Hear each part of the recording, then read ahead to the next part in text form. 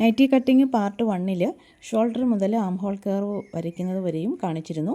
അപ്പോൾ ആ വീഡിയോ കാണാതെ ഈ വീഡിയോ കാണുന്നവരുണ്ടെങ്കിൽ വേഗം പോയി ആ വീഡിയോ കാണൂ, എന്നിട്ടിത് കാണണേ. ഇനി നമുക്ക് വേസ്റ്റ് ലൈൻ മാർക്ക് ചെയ്യാം. ഷോൾഡറിൽ നിന്നും 14 ഇഞ്ച് താഴേക്കായിട്ടാണ് വേസ്റ്റ് ലൈൻ മാർക്ക് ചെയ്യേണ്ടത്. അതിനുശേഷം നമുക്കതൊരു ലൈനാക്കി കൊടുക്കാം. ലൈനാക്കി കൊടുത്തതിന് ശേഷം നമ്മുടെ വേസ്റ്റ് ഇവിടെ മാർക്ക് ചെയ്യണം. ഇവിടുത്തെ വേസ്റ്റ് 34 ഇഞ്ചാണ്. അപ്പോൾ ഈ 34-നെ നമ്മൾ 4 കൊണ്ട് ഡിവൈഡ് ചെയ്യുമ്പോൾ 8.5 എന്ന് കിട്ടും. ആ 8.5യുടെ കൂടെ 3/4 ഇഞ്ച് ഈസും കൂടി ചേർത്തിട്ട് 9.25-ലാണ് നമ്മളിവിടെ വേസ്റ്റ് പോയിൻ്റ് മാർക്ക് ചെയ്യുന്നത്.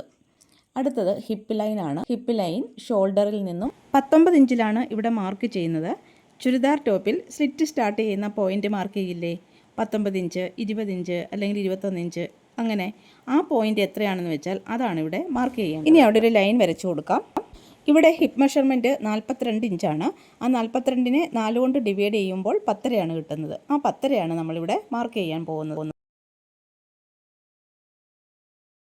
നമ്മളെ അടയാളപ്പെടുത്തിയതിനൊന്നും തന്നെ തയ്യൽ തുമ്പ് ഇട്ടിട്ടില്ലായിരുന്നു. നമുക്കിനി തയ്യൽ തുമ്പ് ഇട്ട് കൊടുക്കാം. മുകളിൽ നമ്മൾ ഷോൾഡറിന് ഒരു 1/2 ഇഞ്ച് ഓൾറെഡി ഇട്ടിട്ടുണ്ട്.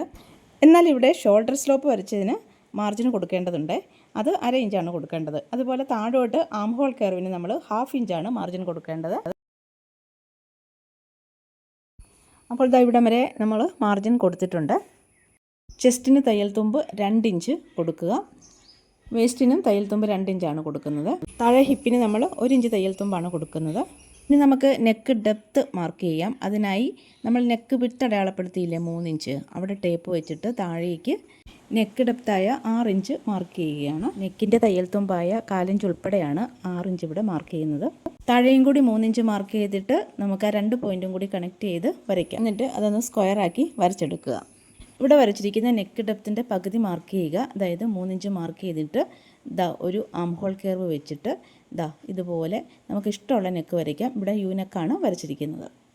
ബാക്ക് നെക്കും കൂടി നമ്മൾ ഈ ഫ്രണ്ട് പാർട്ടിൽ അങ്ങ് അടയാളപ്പെടുത്തുവാണ്. 3 ഇഞ്ചിലാണ് നമ്മൾ ബാക്ക് നെക്ക് വരയ്ക്കുന്നത്.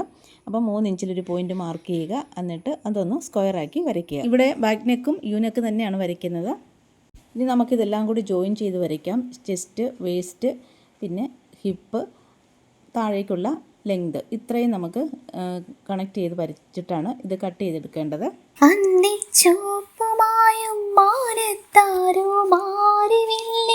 ഈ ബാക്ക് നെക്ക് നമുക്കൊന്ന് കട്ട് ചെയ്തെടുക്കാം.